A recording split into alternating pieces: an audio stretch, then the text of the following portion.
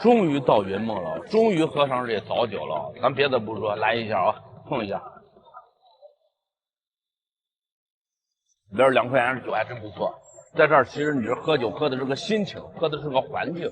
这菜呢，基本上就是8块10块的样子。哎，最贵的是这个鱼皮25。那咱也从最贵的开始吃啊。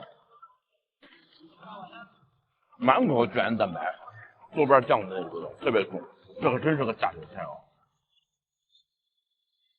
这道菜是老板花时间最长的一道菜哦，别的菜10秒、20秒，这个菜做了2分钟。这鱼皮是又黏又糯，味儿又重，外边焦酥，里边是那种软糯的口感。尝尝这个菜啊，看这一小条，这是青椒肉丝炒的挺漂亮，锅气特别大。